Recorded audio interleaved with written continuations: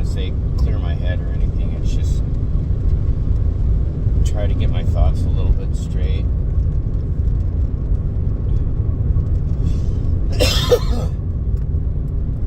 I think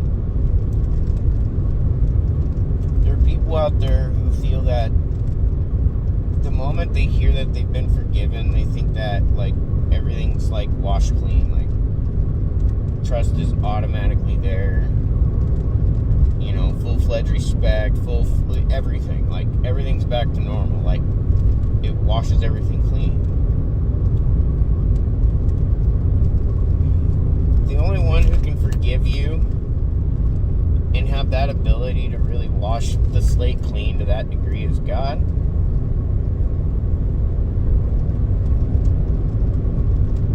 You also have to learn how to forgive yourself and not just others.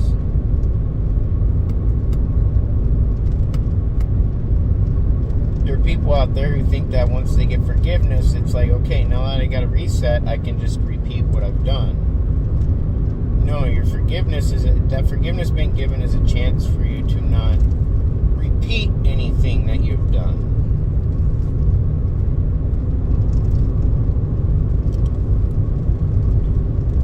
Or for the best of your abilities not to repeat it. Because there are circumstances, there's situations that, yeah, you get caught in a corner and you're like, shit, there's nothing I can do. You know, I can just stand here type thing, but that's not going to fix it. I can do this, that's not going to fix it. It'll probably make it worse. I can do that, same thing. So it's just a mixed bag, you know, with some of these things. Sorry, you're probably going to see me shrug a bit or whatnot because, like, yeah, this shit is just really hurting today. But then there are people out there who think that when they keep hurting someone and they just say, I'm sorry, like that not only fixes it, but like the person that they apologize to, they expect and even at moments demand or guilt trip that person into forgiving them. And what they don't realize is what it's going to do is make it that much harder. Because basically those types of people will turn around and try to make it all about them. Like, even though they hurt you, it's your fault that they hurt you. It's your fault that they keep hurting you, and that it's your fault why, even though they keep apologizing and saying this won't happen again, but, you know, after, you know, however many times they keep doing that and repeating it and you keep giving it, it's like all they're doing is they're forcing you to move your boundaries further and further away to the point you don't really have any.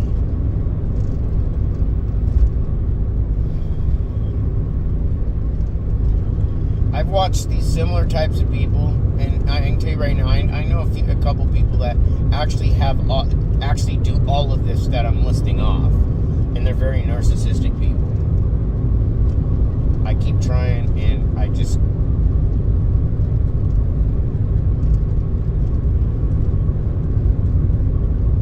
But you also got people out there who try to justify why they hurt other people with how someone else from their past has treated them, or how other people in their past treated them. So they make it their justification on why it's okay for them to hurt someone else. And that's not okay. See, by the time you're 12 years old, you know right and wrong. You know right and wrong. You know yes and no. All that. So your level of blaming mom and dad for certain things in your life starts to kind of drop, because you're becoming more and more independent of yourself. Your free will is giving you more and more control of what happens to you as you get older. No, you may not be old enough to control your living situation. And no, you don't have the ability to control how even like your parents treat you. You know, that type of stuff. So there's certain things you don't have control of. You don't have control of how other people choose to use their free will to treat you and other people, let alone themselves. You can only do that for yourself. But you'll get people who will play one fiddle to get your empathy and your sympathy, to kind of get you hooked in, until they realize that fiddle's getting worn out. And they might play that fiddle for weeks, months, and it's the ones that play that fiddle for years until they realize they're breaking the strings, it's falling apart in their hands, because really they have nothing to hold on to anymore by constantly playing that same fiddle over and over again to fuck with your emotions and basically keep you stuck. Like, they expect you to fix them for what other people did, and really what they're doing is they're hurting you and they're fucking you up in the process. They're not, while at the same time, simultaneously, you're not helping them for shit. There's nothing actually changing. Because what they're going to do then is, when they realize that fiddle has been played out, it needs retired, they go on to the next fiddle. So they find the next one. They might find a brand new one, or they might find one that, they're like, hey, I've had this in my closet. I'm going to pull this one out now, and I'm going to play this for however long I need. So that way, not only will people give me the attention I desire, but I can get those that love me, I can use that to my advantage and keep playing their emotions with these fiddles. So instead of the first fiddle where we drug it out from how one person treated them for so long and the things that they did, to now that that's been worn out, we're going to go on to the next thing. All the while, we're going to keep, this whole tune is about me, as in the person playing the fiddle, or the series of fiddles. And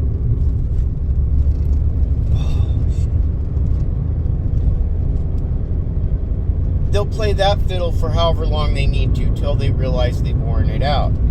And they're going, okay, now I can't blame, instead of just being, treated this way, and now I can't say because this person cheated on me, I'm going to move on to playing the next fiddle, which is everything that my parents did to me as a child. That's why I do what I do now.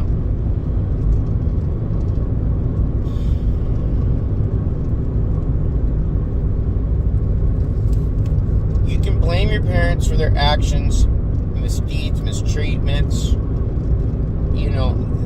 things that they actually did to you, that type of thing. They're good or bad choices, basically.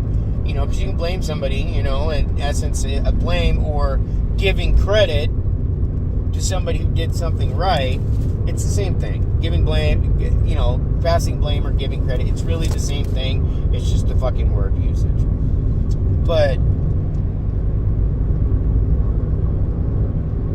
when you keep finding fiddles to play, over time, people are going to quit listening to your tune, and they start realizing, wait a minute, no matter how you change your tune, no matter which fiddle you play with, the song is still the fucking same. It's all about you, and why it's okay for why you hurt people and treat people like shit.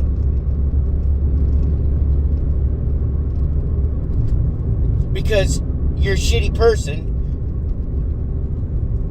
and you have the opportunity to become a better person, but you choose not to because you've become addicted to this form of attention to this tune you play.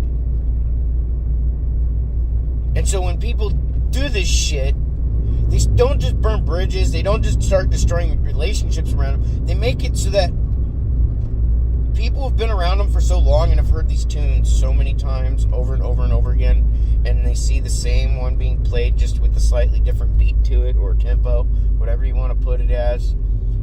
They just, want to change it up just a little bit so it seems different, but really it's not. Because in the end, it's all about them. It's all about what they're getting, all about what they want. They don't care that what they're doing is they're hurting the people they're around and with. And when they have to lie or have to pull things out of a box of bullshit to try and keep that type of sympathetic, empathetic attention on them while they continue to hurt people closest to them, they need a serious fucking wake-up call. They don't just need help. They need a wake-up call. Like, how many times do you have to bounce off the bottom for you to realize, like, look, what you're doing is the same bullshit, different day. It's like, same toilet, different day. Nothing's going to change because you won't face anything. If all your problems is because of everyone else, and you're just this innocent victim all the time, I mean, you think so low of yourself while at the same time putting yourself up on this pedestal like you're better than everyone. You're a fucking narcissist at that point. I mean, you have to come to that realization. You have a problem. And narcissistic personality disorders is not a good disorder. To me, I'd rather deal with a bipolar person than somebody with narcissistic traits. I'd rather deal with somebody with split personality issues than narcissistic traits, because at least I know what's going on. With narcissists, you may think you know what's going on, but the only thing you can really actually know is no matter what is being said or done, it's all about them and it's how it benefits them. If it no longer benefits them, they will do everything they can to destroy that person or that thing. And then when they realize they fucked up, they try and repeat the cycle again. They take advantage after creating a trauma bond with somebody or with people or with something. And they use that trauma bond to their advantage. Could you imagine? See, I blame. There are things that I can blame my parents for, but when it comes down to a lot of where I'm at now in life, I realistically can only blame myself. Yes, I can blame my parents to the degree of if they had just kept asking questions and kept going to, trying to find a doctor that would actually do the research to find out what was going on with me as a child, I would have learned sooner that I was on spectrum. And yes, things would have been different. But since that didn't happen, I still am responsible for what I do with my life as an adult, even as a teenager. I made a lot of stupid decisions and choices as a teenager. And a lot of it had to do with wanting to feel accepted and to be a part of something. Wanting family, that type of shit. But I was doing it all about the wrong way. You can have good intentions and still make stupid choices and decisions. It's what you do with that stuff afterwards. Do you keep doing it? Or do you learn from it and realize, I have to change how I do things. I can change how I think about things maybe not. But when it comes down to how I deal with certain situations, instead of taking my problems and every problem I ever had in my life and putting it on, my spouse's or my girlfriend's or my boyfriend's or my fiance's lap and expecting them to fix every fucking problem I ever dealt with in life. No, you need to seek not just a therapist, you need to seek in-house treatment at that point. Especially if you're going to utilize all these bad experiences to justify why it's okay to hurt someone and why you expect them to just forgive you for it. Stop to think that those same people that hurt you were doing the same thing. They're expecting you to just forgive them for the shitty treatment or abuses or choices they made. What you've done is you've repeated their actions. You're repeating their abuse. You're repeating how they treat people and how not only do they view themselves, but how they view others. When it comes to life lessons and what you got to learn in life and trying to break away from certain family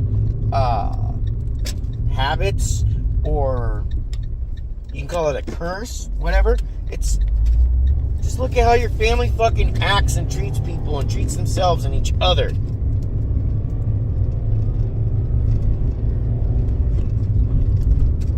If you keep doing the same shit, like, all you have to do is look at your parents.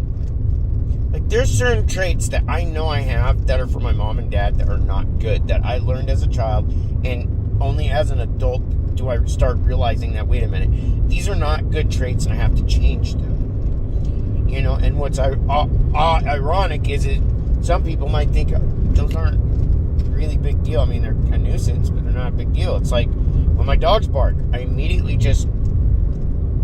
I get on them. Sometimes I'll snap at them. Other times it's like stop, you know, that type of thing. Whenever I'm on my vids and my dogs start to get real loud at night, I don't like to yell. It gets embarrassing. But when I yell, it's obvious you got me pissed off bad enough for me to fucking yell.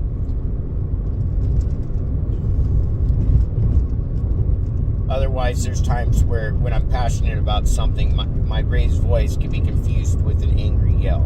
And that's something I don't tend to. But that's also something I have to pay attention to, because that's also a trait that I had learned from my parents. My dad was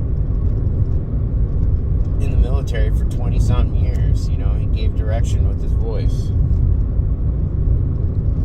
And, yeah. My mom gave direction with her hand, a belt, whatever kitchen utensils she could use to beat you with. And she'd laugh about it, too. She still laughs about some of that shit to this day. She thinks it's funny, the way she abused those kids. Or when she realizes that what she did was fucked up, she tries to deny it and avoid it. And see, those are the types of things I can blame my parents for. It's how they're handle their ability to deal with fucked up things that they themselves have done. It's the same with like myself or anybody else. It's how you handle not just a good situation but a bad situation. How you handle doing something right by someone and doing something wrong to someone. You know, these are all different ways of how it goes, and if all you can do is take credit for the good things you've done, but the bad things, you do everything to avoid it, you run away from it, you deactivate all your shit, or you move states, because you know you did some fucked up shit, and you're too scared to face it. Like, tell people even just the simple fucking truth, because you don't want this image that you spent so long painting up for yourself to everyone else, while the people closest to you know exactly who you are.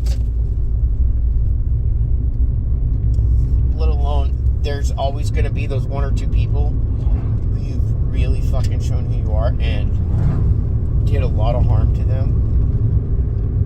But those people will never have a voice.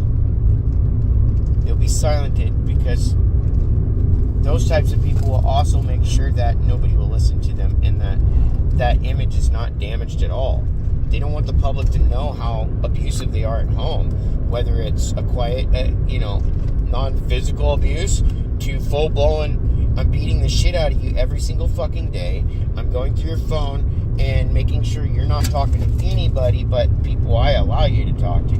That type of shit. I'm going to cheat on you when I want, but you're going to have to accept it because, well, my parents were shitty to me as a child.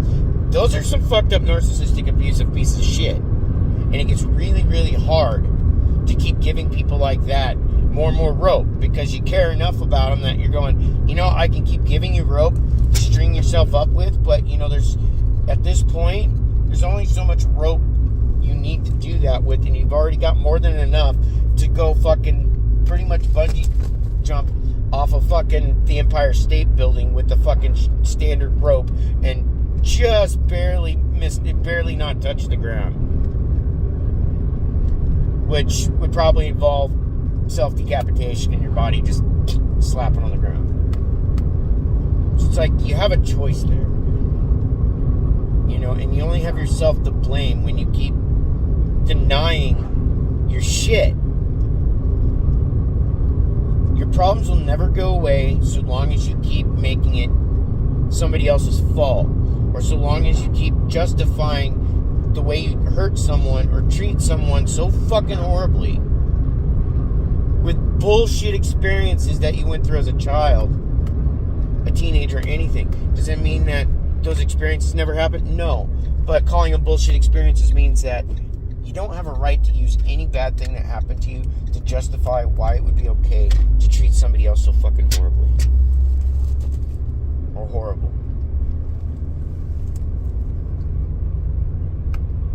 People will inevitably hurt each other, but you also have a choice to not allow your personal experiences in life to be the reason why you go out and hurt someone else. And then you expect and demand them to forgive you just like that. And then once they forgive you, you demand and expect them to just suddenly magically trust you and believe everything that you're going to fucking say or do. Like, if you expect, after hurting people so badly, to just magically act like it's a fresh, clean slate, like nothing ever happened, you've got to be a fucking idiot and one of the most immature fucking adults out there who has no ability to take accountability when they fuck up in such severe ways. And part of that is not just cutting people off that you fucking lied to hurt someone. It's called, you step up and you tell people the fucking truth, because those lies don't end so long as you don't tell the fucking truth.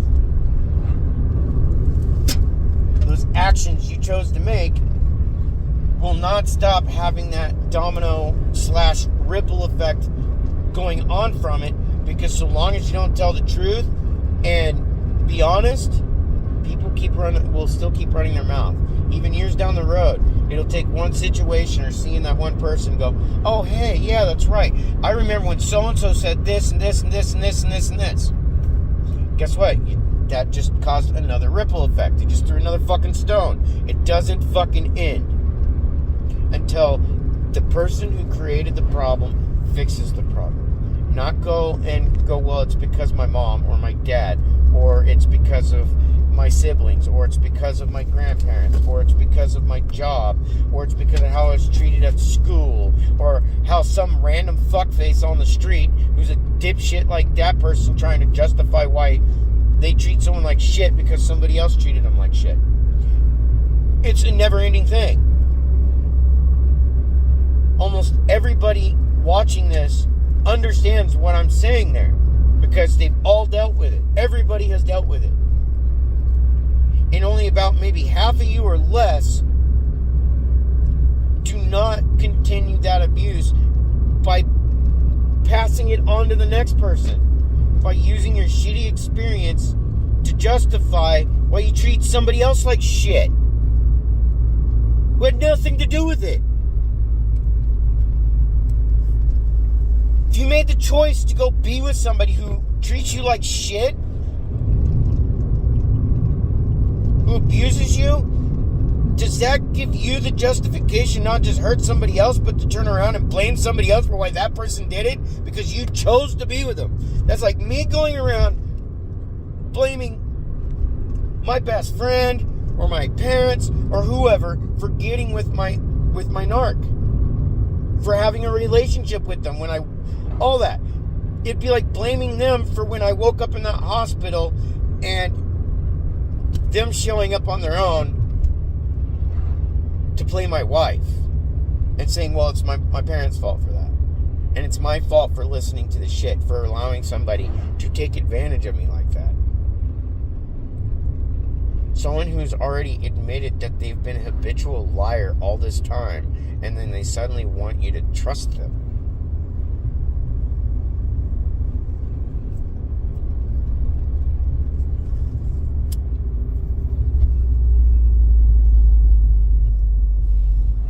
These are people who are so set in this image they want to portray or create that they'll go out of their way, go see a doctor to go get help, because they know they need help. But the problem with it is they're not going to be 100% honest with that doctor. So that doctor's going to treat them with something that might be similar to what they've actually got. And the doctor will never know better, because the doctor won't have full 100% honest information. They won't get it. The attitude is, well, it's none of their business. Well, when you're going to a therapist and you need proper fucking help, you have to throw all of it on the table. Not just how everybody was horrible and you're the only angel that was a victim. No, you've got to be honest about your own shit too. And how you hurt people, and then you expect them to just magically forgive and then forget and act like nothing ever fucking happened and to magically not be hurt anymore. And then to expect that person to sympathize with you when you're sitting around crying more about yourself after you severely hurt them, and now you're moving on to, well, my mom or my dad or so-and-so. It's still taking the situation and making it about you. And when you hurt people and you expect them to just, in days, weeks, or months, to just magically forget what you did to them, so that you can get their sympathy attention again because of what your mom did to you, or your dad, or whoever did some fucked up shit to you 30 fucking something years ago. When what you did could be 3 days ago, 3 weeks ago, 3 months ago, 3 years ago. It doesn't matter what they did. They don't want to acknowledge it. They'll acknowledge it just enough to say, I'm sorry, I won't do it again. Forgive me. Oh, I got your forgiveness. Okay, cool. Now worry about me now.